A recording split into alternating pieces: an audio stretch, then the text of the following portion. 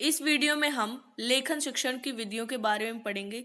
जितनी भी लेखन शिक्षण की विधियां हैं, उन सभी को हम इस वीडियो में देखेंगे।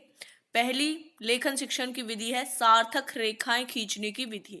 यह विधि लेखन योग्यता निर्माण तथा अक्षर विन्यास की शिक्षा के बीच की कड़ी है। इस विधि में सर्वप्रथम बच्चे से रेखाएं खिंचवाई जाती हैं। रेखाएं खींचने में जब उनका हाथ सधने लगता है तो उनसे अक्षरों का निर्माण करवाया जाता है। इसे ही रेखाओं द्वारा अक्षर सीखने की विधि कहते हैं। जैसे आप उदाहरण में देख सकते हैं कि पहले बच्चों से रेखाएं खिंचवाई जाती हैं। जब उनका हाथ सध जाता है रेखा खींचने में, तो उन्हीं रेखाओं को मिलाकर उनसे शब्द बनवाया जाता है। इस तरह से बच्चे लिखना सीखते हैं।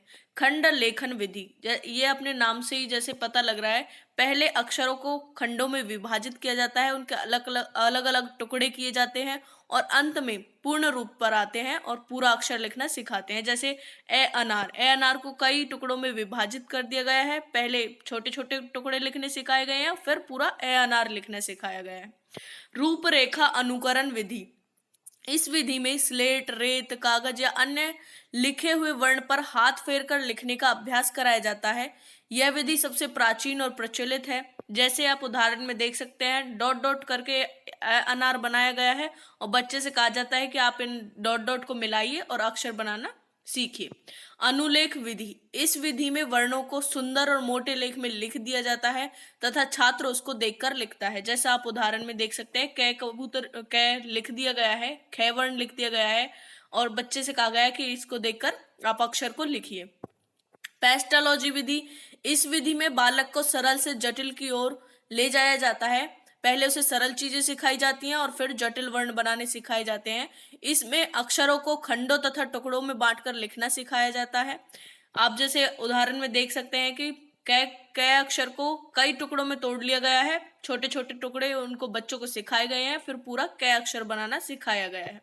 स्वतंत्र अनुकरण विधि, इसमें अध्यापक बोर्ड पर कोई भी अक्षर लिख देता है, बच्चा उसका अनुकरण करके ऐसा ही अक्षर लिखना सीखता है।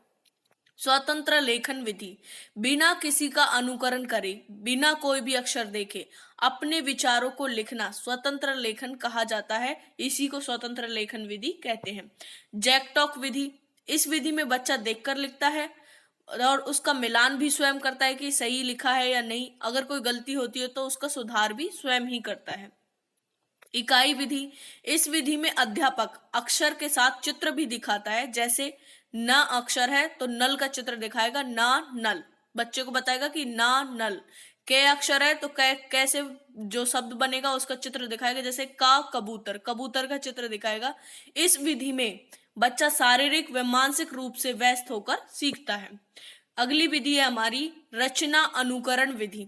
यह विधि उच्च कक्षाओं के लिए उपयोगी है। इसमें अध्यापक कोई भी होली पर लेख लिखवाकर बच्चों को दिवाली पर लेख लिखने को कहता है।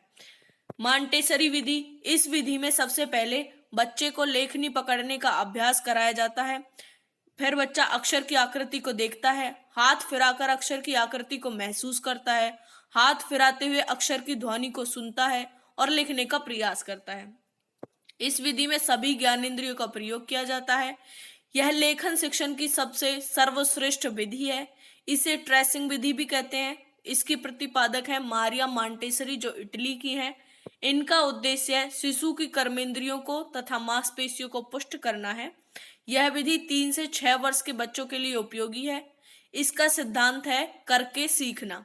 इस विधि के 3 पद हैं, ज्ञानेंद्रियों की शिक्षा, कर्मेंद्रियों की शिक्षा और भाषा की शिक्षा। ये हमने लेखन शिक्षण की विधियां देखी हैं। Thanks for watching.